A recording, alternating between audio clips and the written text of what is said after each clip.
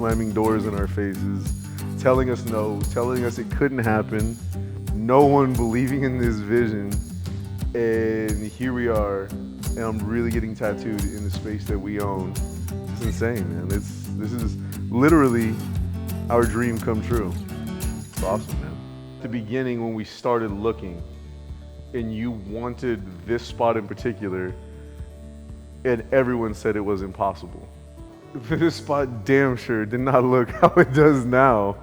So what was it that particularly struck you? What was it that had you entranced with this place? So I've been living in this area for about 5 years, probably about two and a half years when we first started looking. But this was always just like an abandoned building in this really cool up and coming area. I used to come here when I was a little bit younger. There was a blues bar, so we'd come down here and get trashed and listen to blues on Sundays, and it was a really cool, like this spot has a lot of history to it. So you know, I mean, it was the dream shop, and there was something about being here on the promenade, just the traffic, the direction this place is headed.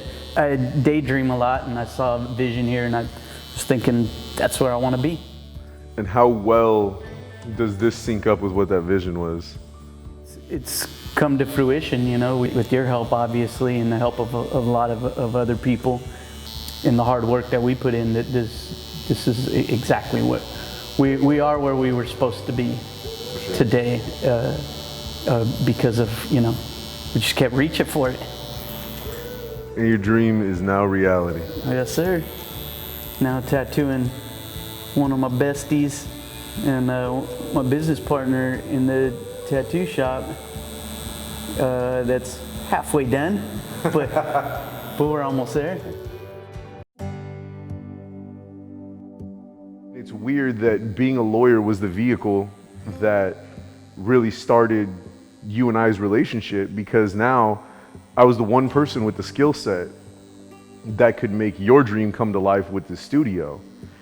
And you know, we both just thought I was gonna get tattooed by you, which was awesome, and you were gonna get the studio out of this. And it's crazy that it took so much more work than we ever anticipated, that your dream became my dream, and it became our vision. And without our partnership, it would have never come to fruition. So yeah, I never dreamed going to law school would eventually lead me to owning a tattoo studio and being a big part of the community. They didn't teach that at Pepperdine? They didn't teach that at Pepperdine, they should.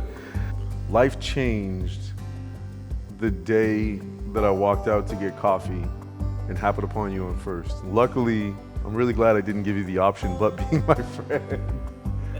But no, I can look back at that day and think like, damn, my life literally, the course of the rest of my life changed that day because you happened to be walking Mika down the street the same time I wanted to get coffee.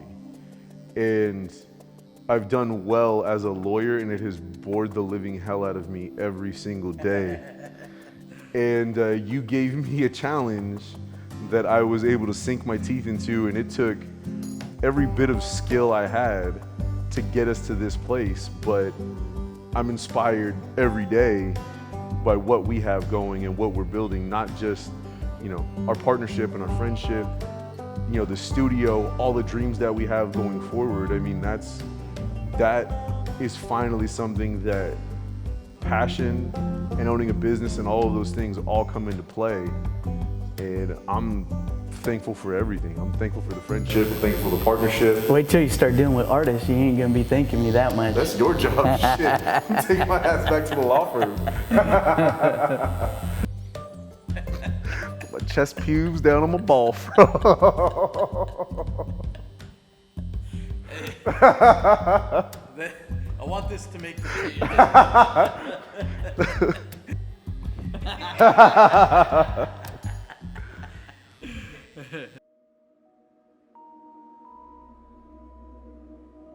But you remember, it was that day in my backyard.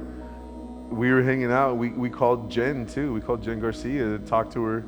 But that's what it was, is finally one day over 4 hours of conversation in my backyard, we figured it out. Though I think it was with when we had the dinner with Artie Friedlander, Yeah. and we told him sold it. the Raven and the Wolf, and he goes, "It sounds like a whiskey bar," and we were both like, "That's it." That's it. Do you remember how long it took us picking names and kicking names around to settle on the Raven and the Wolves? I know I frustrated the shit out of you because you were like, "No, we'll get a name. Come on, we gotta get a name." And I was like, "Damn, I had an idea, but I couldn't get it out of me." And I wanted definitely something to do with the Raven. They fascinate me that they seek knowledge. You always have to challenge them, get puzzles. My friend had a rescued Raven when we were younger. But anyhow, so I like the idea of that. And then I also like the idea of a wolf, like, being an apex predator, pack animal. And so trying to combine the two, it took, I know we took a lot of time trying to figure it out. And then it was pretty funny that it boiled down to as simple as the Raven and the Wolves. When I read this thing about how they work together out in the wild and they have this symbiotic relationship, I was like, damn, like we gotta do something with that, and because I think to survive in this world, you got to be a little bit of both of them.